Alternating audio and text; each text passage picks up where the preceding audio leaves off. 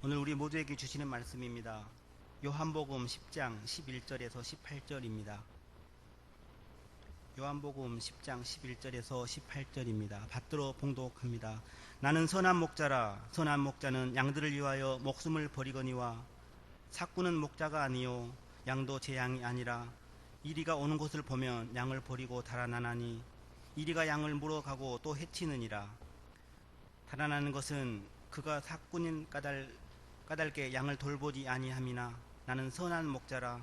나는 내 양을 알고 양도 나를 아는 것이 아버지께서 나를 아시고 내가 아버지를 아는 것 같으니 나는 양을 위하여 목숨을 버리노라. 또 이 우리에 들지 아니한 다른 양들이 내게 있어서 내가 인도하여야 할 터이니 그들도 내 음성을 듣고 한 무리가 되어 한 목자에게 있으리라. 내가 내 목숨을 버리는 것은 그것을 내가 다시 얻기 위함이니 이로 말미암아 아버지께서 나를 사랑하시느니라. 이를 내게서 빼앗는 자가 있는 것이 아니라 내가 스스로 버리노라. 나는 버릴 권세도 있고 다시 얻을 권세도 있으니 이 계명은 내 아버지에게서 받았노라 하시니라. 아멘. 이 시간 우리 예배하게 돼서 행복합니다.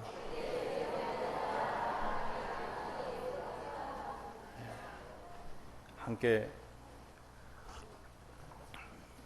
몇 주간 그래도 잘 안 보이셨지만 우리 이현숙 권사님이 손주 보고 돌보고 오랜만에 다시 교회에 오셔서 또 김인숙 권사님이 오셔서 예배할 수 있다는 건 장로님이 이제 많이 회복됐다 이런 의미로 이해해서 또 같이 예배하게 돼서 행복합니다. 우리가 이제 요한복음을 같이 묵상하고 있잖아요. 보통 이제 책을 쓸 때 책의 구조가 그렇습니다. 책이 뭐 요한복음처럼 1권부터 21챕터까지 있다면 보통 작가들이 강조하는 강조점, 내가 여기에 핵심이 있다 하는 그 핵심이 어디쯤이냐면 반절쯤 지나서부터입니다. 그러니까 서론에서부터 슉 시작해서 내가 정말 얘기하려고 하는 의도가 어디쯤 가 있냐면 반쯤부터 시작하는 겁니다. 그리고 그 정점이 한 3-4 챕터 정도 그렇게 됩니다. 요한복음도 그런 구조를 가지고 있거든요. 처음에 1장부터 시작해서 시작이 되어졌는데 정말 요한이 강조하려고 하는 핵심이 어디 있을까? 오늘 나오는 선한 목자라 하는 10장, 그 다음에 나는 부활이요 생명이니 11장, 부활 후에 생명의 잔치가 이루어지는 12장, 그리고 13장, 그것을 경험하는 사람들이 살아가는 삶의 모습, 섬기고 떡을 나누고 삶을 나누는 13장, 이게 요한복음이 가지고 있는 핵심이에요. 오늘부터 그 핵심에 들어갑니다. 그 핵심에 들어가는, 우리가 이제 그 책을 요한복음을 쭉 설명해 왔잖아요. 서론에 영접하는 자가 하나님의 이름을 믿는 자가 된다. 2장에 우리의 삶에 축제가 회복되어지지 못해 무엇인가 떨어져서 축제가 회복되어지지 못했을 때 예수님이 축제를 회복시켜 주시는데 그 축제 회복이 뭘로부터? 마리아가 당신은 하나님의 아들입니다 라는 고백으로부터. 인간에게 예수님이 오셨는데 이유가 뭘까? 사람들이 자기 환경 때문에 하나님을 고백하지 못하는데 그 고백하지 못하는 사람들을 위해서 이 땅에 예수님이 오셨고 이 땅에 오셔서 내가 이 세상을 이처럼 사랑하셔서 독생자를 주셨다고 하는 의미를 우리에게 던져준 것이 3장. 또 예배에 대해서 갈망하고 자기 삶의 방향을 잃어버렸던 그런 그 사마리아 여인의 고백을 통해서 예배의 회복, 또 38년 된 병자를 통해서 그 병자의 고백을 통해서 회복되어졌던 병으로부터 또 내가 얽매인 것으로부터 자유하게 하시는 5장. 먹을 것이 없어서 갈급해 있는 사람들, 그러나 한 아이의 조그만 고백 때문에 생겨진 그런 그 믿음의 고백 때문에 생겨진 풍성한 하늘의 생명의 양식. 또 초막절에 예수님의 제자들의 잘못된 생각이 있었지만 예수님이 자신을 계시하는 것을 통해서 우리에게 보여주신 생수의 강이 넘치는 이야기. 정말 죽을 수밖에 없는 죄인 되었던 여인, 그 여인을 통해서 예수 그리스도를 고백하게 한 것 때문에 우리가 죄로부터 구원받은 사실을 이야기하는 8장. 그리고 다시 우리에게 눈이 띄어지지 않아서 하늘나라를 볼 수 없는 그런 사람들에게 하늘나라를 보게 하는 그런 역사가 나을 때부터 눈먼 자가 예수 그리스도를 구주로 고백하는 사건을 통해서 일어났던 구장의 사건들을 우리가 쭉 겪어왔습니다. 생각해보면 점진적이죠? 그죠? 예배, 그 다음에 38년 된 병자, 먹을 것이 없는 절박함, 굶주림, 이런 것들, 그 다음에 죄인, 이런 일들이 우리 안에 이제 펼쳐졌던 시간들이 지났습니다. 오늘 10장 얘기를 합니다. 자, 10장의 키워드가 3개 있습니다. 오늘 그 10장 뒤쪽에 보면 수전절이라고 하는 것과 그 다음에 솔로몬의 행각이라고 하는 것과 겨울이라는 단어입니다. 오늘 이 얘기를 중심으로 오늘 본문의 이야기를 같이 풀어갈 겁니다. 수전절은 뭐 하는 절기냐? 이스라엘 백성들이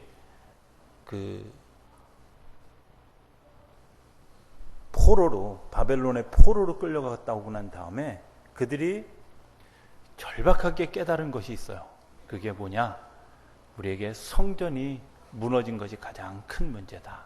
그래서 바벨론 포로기를 겪고 난 다음에 마카베오라고 하는 사람이 중심이 돼서 성전을 다시 지었습니다. 이 성전을 다시 짓는데 이전에 가졌던 솔로몬 성전처럼 화려한 성전도 아니고 정말 어떻게 보면 그 이스라엘 백성들의 성전의 역사, 성막을 빼고는 가장 초라하게 지어진 그런 성전인데 그 성전을 다시 지은 것을 기념해서 지키는 절기예요.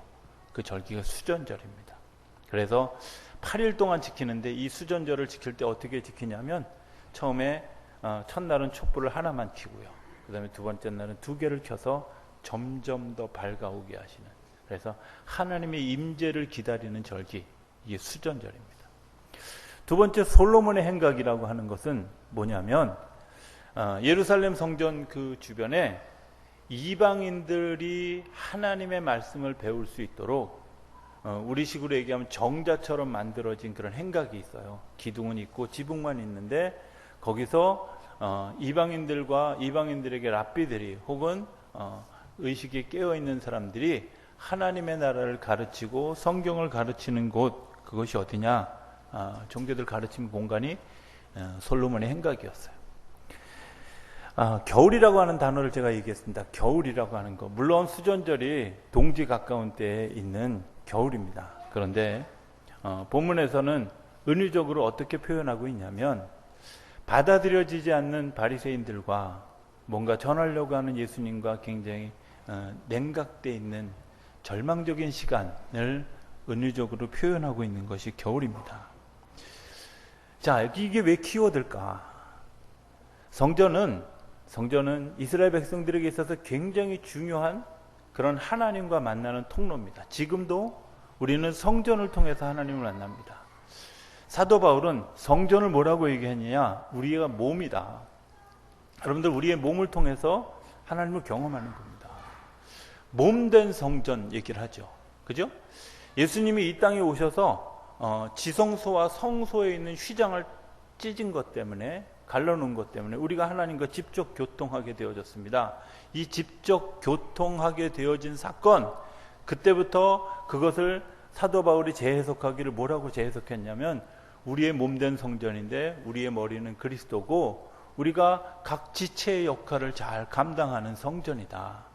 그런데 이 성전이 세워지기 전에 에덴 성전이 있었고 성막이 있었고 스룹바벨 성전이 있었고 솔로몬의 성전이 있었고 이런 성전들이 잘 지나왔어요. 그게 성전의 역사예요.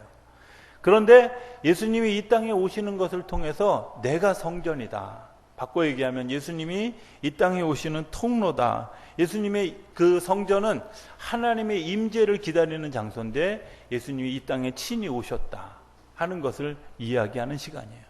이 수전절에 일어난 사건이 예수님이 이미 오셨는데 사람들은 그 오신 예수님을 받아들이려고 하지 않죠. 그리고 우리는 이렇게 기도합니다. 성령님이 이곳에 임재해 주십시오. 이렇게 기도하는데 성령님이 임재하면 불편하신 분들이 있죠. 왜? 성령님이 임재한 것 때문에 내 삶이 드러나고 성령님이 임재한 것 때문에 내 부족함이, 내 연약함이 드러난 것이 불편한 사람들이 있다는 거예요.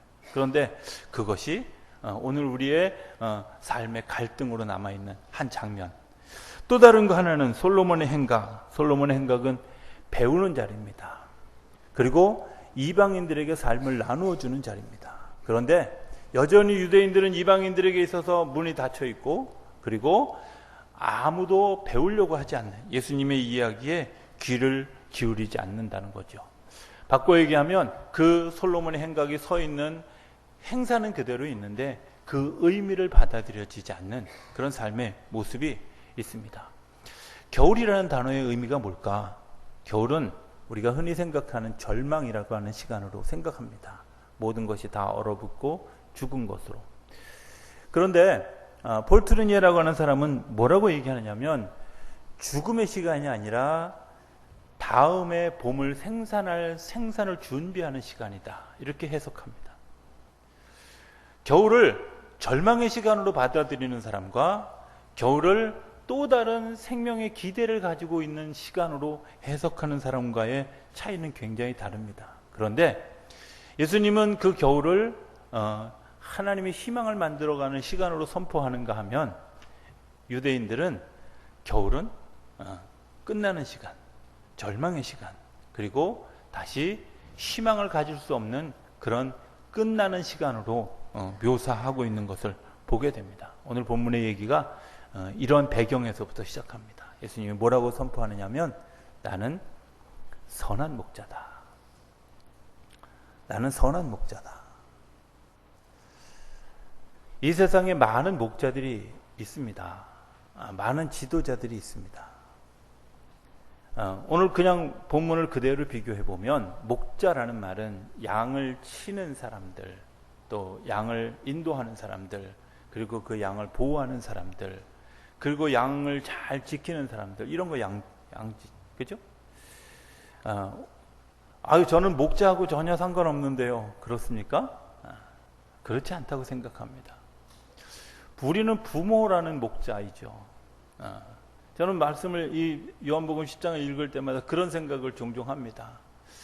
정말 예수님이 나에게 선한 목자라고 선포해 주셨는데, 이 선한 목자로 선포해 준 그런 내가 가정에서 정말 좋은 아버지일까 하는 것을 생각하게 돼요. 정말 좋은 아버지일까? 또 좋은 목사일까? 하는 질문을 저는 종종 하곤 합니다. 예수님은 세 가지 중요한 얘기를 하는데, 첫 번째는 내가 적법한 절차를 받아서 이 땅에 왔다 하는 거죠. 예수님이 이 땅에 오시는 것은 그 600만 불의 사나이처럼 사고가 났는데 이것저것 다 붙여가지고 기계 인간으로 이 세상에 오신 게 아니라는 거예요. 초월적 인간으로 이 세상에 오신 것이 아니라, 예수님이 이 땅에 오신 것처럼 여자의 몸을 씹어서 그 수정을 되어진 상태에서 세상에 왔고, 적법한, 그 다음에 그 시간, 어린아이부터 시작해서 청소년기와 청년기와 그 다음에 사역의 시간들을 다 제대로 지났습니다.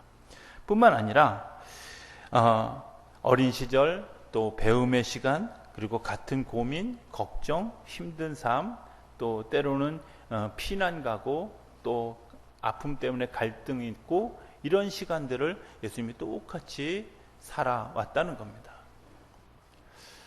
예수님이 왜 나는 이런 적법한 절차를 받아서 왔다라고 이야기하시느냐 하면, 그 시대의 지도자들 가운데는 당신들 스스로가 적법한 행동을 하지 않으면서 마치 적법한 삶을 이야기하는 사람들이 있다는 거예요. 자기는 그렇지 않으면서 사람들에게 이게 적법한 겁니다 하고 설명하는 사람들이 있다는 거죠. 세상에서는 그렇게 할 수도 있습니다. 그래서 세상에서 많이 쓰는 용어 중에 하나가 뭐냐면, 뭐로 가도 서울만 가면 된다, 이 말. 그런데 저는 이 말을 성경적이지 않다고 생각합니다. 성경적인 말은 뭐냐면, 서울 못 가도 좋으니까 정직하게 가야 된다 하는 겁니다. 열매를 심어보면 알 수 있습니다. 여러분들 좋은 씨를 심어야 좋은 열매가 나는 겁니다. 그런데 썩은 씨를 심으면 어떻게 되겠습니까? 열매 맺을 수 없습니다. 오늘날 우리가 삶을 살면서 뭔가를 추구해 가는데 내가 가지고 있는 어떤 그런 그 적법하지 않은, 합법적이지 않은 그런 삶의 모습을 살아가면서 합법적인 열매, 더 풍성한 열매를 기대하는 삶을 이 땅에서 많은 사람들이 가지고 있다는 거예요. 그래서 사실 세상이 병들고 그것 때문에 썩고 그것 때문에 힘들어하는데도 불구하고 오늘날 우리 스스로는 나는 적법한 절차를 밟고 온 것처럼 생각하는 거죠. 다시 얘기하면 성전을 통해서 하나님이 우리 가운데 임재하시는데 중요한 것은 뭐냐면 하나님의 거룩한 임재가 나를 통해서 이루어질 때 내가 내 안에 쓰레기들로 가득 차 있고 내 안에 더러운 것들로 가득 차 있으면 이것이 그대로 세상에 흘러간다는 거, 투영된다는 거예요. 요즘에 목회는 관계십이다 뭐 이런 책이 있어요. 제가 영어로 읽다 보니까 제가 한국말 번역을 잘 못해가지고.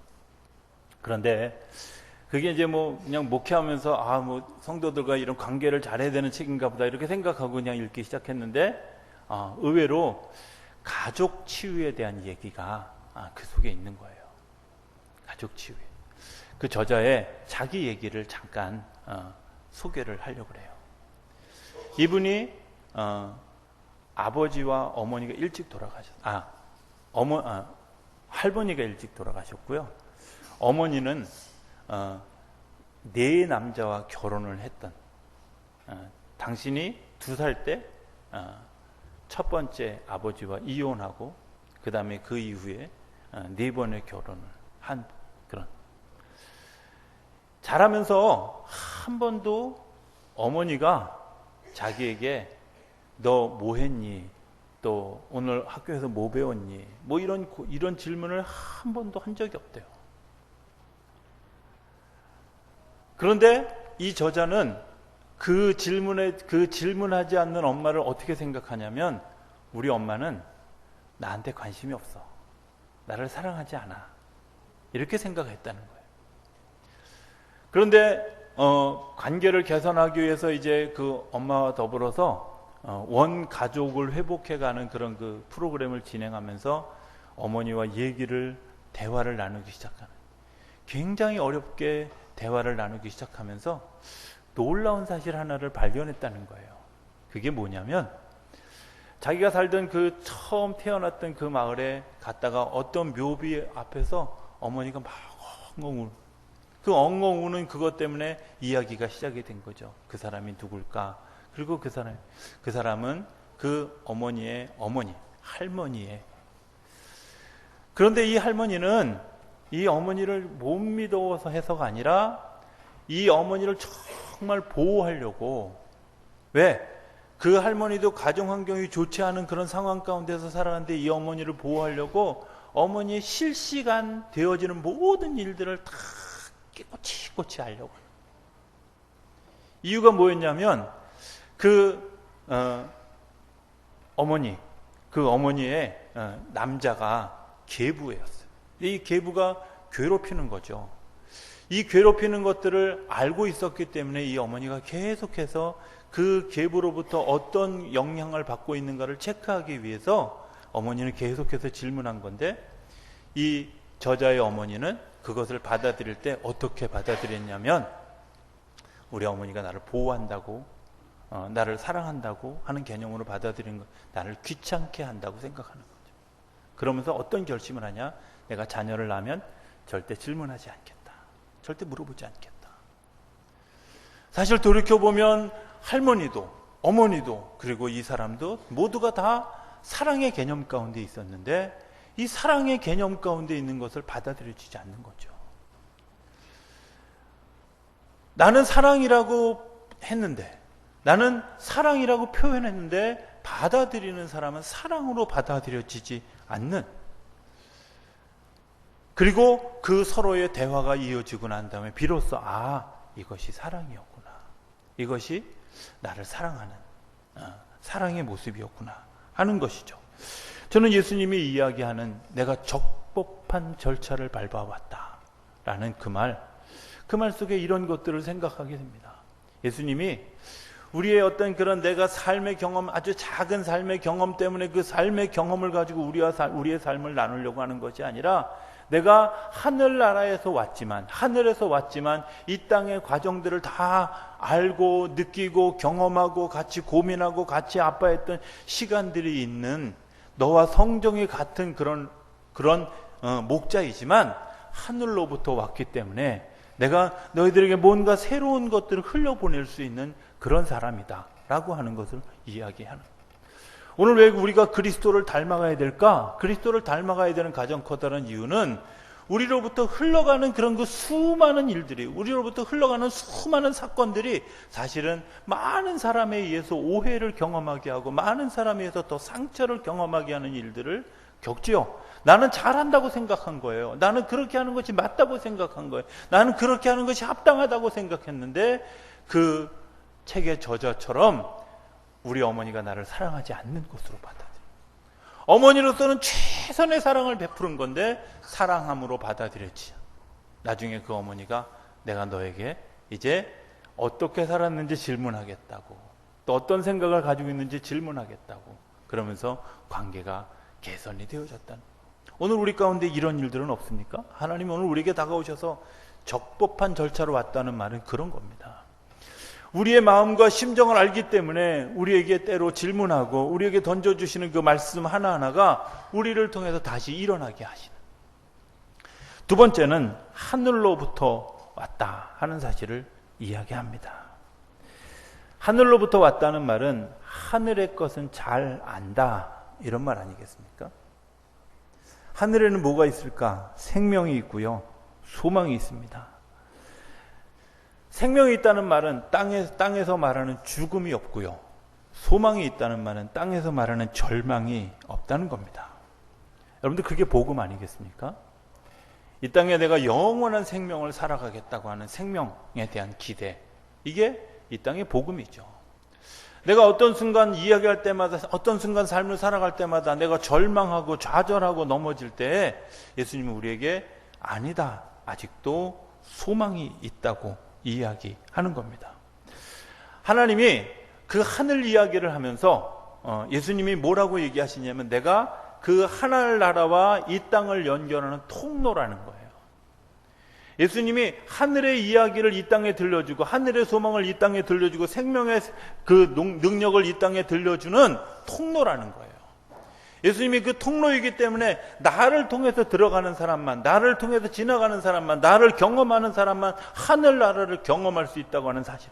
왜 이렇게 확신 있게 얘기할 수 있느냐? 하늘나라를 알기 때문에 그래요. 그런데 중요한 건 뭐냐면, 하늘나라를 모르는 우리가 하늘나라에 대해서 비판하죠. 하늘나라에 대해서 판단하죠.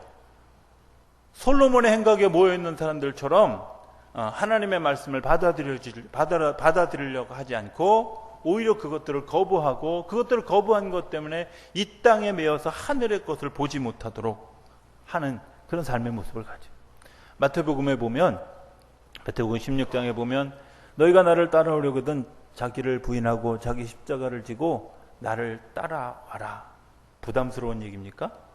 잘 생각해 보면 부담스러운 얘기가 아니라 맞는 얘기입니다. 하늘의 통로를 보려면 어떻게 해야 될까? 길이 뭐냐? 길이 뭐냐면, 자기를 부인하지 않으면 하늘의 통로를 볼 수 없다는 겁니다. 자기 십자가를 지지 않으면 하늘의 통로를 볼 수가 없다는 겁니다. 예수님을 따라가지 않으면 하늘의 통로를 어쩌면 예수님 입장에서는 가장 쉬운 방법을, 가장 편안한 방법을 우리에게 제시해 주었는데, 우리가 뭘부터? 나를 포기하는 일부터, 내 십자가를 지는 일부터, 그리고 내가 예수를 따라가는 일을 불편하게 여겨진다. 한 칸 더 가면, 선한 목자는 뭐냐? 죽음도 불사하는 사람이다. 죽을 수 있는 사람은 죽음보다 더 큰 것을 보기 때문에 죽을 수 있습니다. 우리가 죽지 못하는 이유는 죽음보다 더 큰 것이 없다고 생각하기 때문입니다. 예수님은 무엇을 보았냐면, 죽음 후에 되어질 일들을 봅니다. 왜? 하나님이 약속하시고 이 땅에 보내주셨기 때문입니다. 어떤 사람들이 진정한 선한 목자가 되는가를 오늘 본문을 설명하면서 뭐라고 얘기하냐면 삭군과 선한 목자를 비교합니다. 삭군은 양을 치다가 이리가 오면 도망갑니다. 이유가 뭔지 아세요? 삭군은 생명수당을 받지 않았어요. 그러니까 목숨 걸고 양을 지킬 이유가 하나도 없어요. 어차피 양을 칠 때 내가 돈을 받고 이 양을 잘 지키는 것으로 그냥 만족하면 이 세상에서는 저 사람 일 잘해, 저 사람 능력 있어, 저 사람 괜찮은 사람이야, 여러분들 이렇게 얘기하지만 예수님은 그런 목자가 아니라 양들이 오면 양들 때문에 목숨을 걸고 싸우고 그리고 자기의 목숨을 내어놓는 것이 선한 목자라는 거예요. 세상을 살아가면서는 그냥 내가 받은 만큼 일하면 됩니다. 내가 싹쓸 경험한 만큼 일하면 됩니다. 그런데 하나님의 일을 사명으로 하는 사람은 하나님의 일이 정말 우리 안에 내 삶의 가장 중요한 목표라고 생각하는 사람은 삶의 태도가 달라져요. 어떻게 달라지냐면 그것을 위해서 목숨을 건, 내가 그만큼 받지 않아도, 내가 그만큼 대가를 누리지 않아도 하나님이 나에게 그렇게 베풀어 주신 것 때문에 내가 그 일을 할 수 있는 사람으로 바뀌어집니다. 바꿔 얘기하면 하나님의 사랑을 경험한 사람은 사명으로 살아갈 수 있는 능력이 그 안에 생겨나는 줄로 믿습니다. 내가 하나님의 은혜를 입었기 때문에 그렇습니다. 내가 하나님의 사랑을 힘입었기 때문에 그렇습니다. 그리고 그 사명으로 살아가는 사람이 보는 것이 뭐냐면 부활이라는 겁니다. 부활. 보네퍼라고 하는 학자가 나치 독일에 의해서 순교하게 됐습니다. 그 순교하게 할 때 이렇게 유언처럼 남겨놓은 글 하나를 제가 좀 읽어드리기 원합니다. 성경에 기록된 믿음들은 언제나 당신 가슴에 울려 있어야 합니다. 당신의 생활 속에 날마다 살아 움직여야 합니다. 당신이 무척이나 사랑하는 사람이 있다면 그의 말을 잊을 수가 있습니까? 사랑하는 사람의 말을 따지고 분석해서 받아들이고 있지는 않지 않습니까? 그와 같이 당신도 주님을 사랑한다면 그 말씀을 일상생활 속에 받아들이십시오. 하나님을 사랑한다면 하나님의 이야기 따지고 묻고 이렇게 하지 않습니다. 그냥 네, 감사합니다 하고 받아들여요. 예수님이 오늘 우리에게 마태복음의 얘기처럼 자기를 부인하고 자기 십자가를 지고 나를 따라와라. 내가 선한 목자인데 나를 따르라. 이렇게 이야기하는 데는 주님이 나를 사랑하신다고 하는 사실이 전제되어지고 나도 주님을 사랑하고 있다는 것이 확인되어지는 작업이 있을 때 가능한 일이라고 믿습니다. 주님이 선한 목자인 것을 간단하게 정리를 해보기를 원합니다. 주님의 선한 목자인 것은 예수님 자신이 성전이어서 하늘의 문을 열기 때문입니다. 그래서 양을 위해서 자기 목숨을 버리기도 하고 하늘을 포기하고 이 땅에 오시기도 하는 겁니다. 이유가 뭐냐면 성전이 회파되어져서, 진정한 성전이 회파되어져서 하늘나라로 가는 길을 알 수 없기 때문에, 그래서 하늘의 통로를 열기 위해서 예수님이 이 땅에 오신 것입니다. 솔로몬의 행각은 뭐냐? 삶의 나눔이고 이방인들을 수용하는 겁니다. 왜 나누어야 될까? 저는 나누는 방법을 예수님이 이렇게, 내 양이 나를 알고 나도 그 양을 안다. 어떻게 음성을 들을 수 있을까? 사랑하는 사람의 음성은 들립니다. 그렇죠? 예. 사랑하는 사람의 음성은 듣습니다. 내가 다른 사람의 이야기는 듣지 않더라도 사랑하는 사람의 이야기는 듣게 되어져 있습니다. 내가 만약에 듣고 있지 않다면 사랑하지 않아. 우리 어제 성경 공부하는데 유기성 목사님 그 책에 이런 질문이 있어요. 당신은 예수님하고 친합니까? 아니면 사랑하십니까? 제가 만든 건가요? 제가 물었던 질문이네요. 여러분들 예수님하고 친하십니까? 아니면 사랑하십니까? 친한 것은 그냥 표면적으로 알고 어느 정도 서로의 교집합 과정만 있으면 친해질 수 있습니다. 그러나 사랑하는 것은 내 전부를 다 내어주고 그 전부를 다 경험하는 것이 사랑하는 겁니다. 예수님이 우리를 이야기합니다. 내가 너를 안다. 얼굴만 알고 이름만 알고 그냥 어떤 정도의 인포메이션을 아는 것이 아니라 내가 너 전부를 안다는 거죠. 주님이 우리를 향해서 내가 너의 전부를 안다고 하는 것처럼 주님은 우리에게 당신을 계시하시기 위해서 이 땅에 오셔가지고 자기를 오픈하고 삶을 나누고 제자들과 더불어서 어느 날 제가 이런 질문을 성경을 읽다가 했어요. 예수님이 제자들과 같이 다니셨는데 예수님이 제자들과 같이 다닐 때 방을 따로 쓰셨을까? 같이 쓰셨을까? 어떻게 쓸 것 같아요? 생각해보면 예수님이 여기 내 방이다, 들어오면 안 된다, 이렇게 홀로 계시지 않았다고 저는 믿어요. 왜냐하면 만약에 그런 게 있었으면 굳이 산에 올라가셔서 기도하지 않으셨을 거예요. 그들과 더불어 있으면서 그들과 더불어서 삶을 나눠 같이 먹고 같이 자고 같이 삶을 누리는 일들을 하셨을 겁니다. 16절을 보면 그것에 대해서 분명한 대답을 우리가 볼 수 있다고 생각합니다. 16절 한번 띄워봐 주시죠. 네, 그냥 제가 읽겠습니다. 16절을 보면 또 이 우리의 들지 아니한 다른 양들이 내게 있어 내가 인도하여야 할 터이니 그들도 내 음성을 듣고 한 무리가 되어 한 목자에게 있다. 한 무리가 되어 한 목자에게 있다는 거예요. 같이 있다는 거예요. 그죠? 더불어 있다는 거예요. 예수님이 이 땅에 오셔서 우리와 더불어 살아가면서 당신을 오픈하고 당신을 다 내어놓을 때 예수님 자신을 숨기고 자신을 감추고 위장하고 그런 것이 아니라 있는 그대로 다 보여주고 있는 그대로 다 계시하신 거예요. 왜? 당신들이 나를 알아야 되기 때문에. 내가 너희들을 알고 있는 것처럼 너희들도 나를 좀 알았으면 좋겠다. 그래야 다음 관문을 넘어갈 수 있다는 겁니다. 예수님이 우리에게 그렇게 알게 하신 이유는 뭐냐? 겨울을 부활을 준비하는 시간으로 생명을 나누는 시간으로 바꾸기 위해서 그렇게 하셨다는 겁니다. 오늘 우리들이 삶을 살면서 수많은 겨울들을 지나갑니다. 수많은 절망의 시간들을 지나갑니다. 수많은 아픔의 시간들을 지나갑니다. 그런데 죄송한 것은 그 아픔의 시간이 아픔이 아니라 우리를 새살을 돋게 하는 시간이라고 하는 사실을 우리가 종종 잃어버린단 말이에요. 오늘 내가 절망하는 시간, 그 절망의 시간이 아니라 하나님이 소망을 만들어가는 시간이라는 것을 우리가 잊어버린다. 내가 죽는 죽음의 시간이 사실은 주님께서 부활을 경험하게 하는 시간이라고 믿어지면 내가 죽는 순간에 그렇게 부들부들 떨면서 내가 정말 그 죽는 순간에 그렇게 두려워하면서 그렇게 죽지 않을 거라는 겁니다. 하나님이 나를 통해서 부활을 만들어 주실 것이라고 하는 확신이 있다면 그것 때문에 두려워하지 않고 오히려 하나님 감사합니다.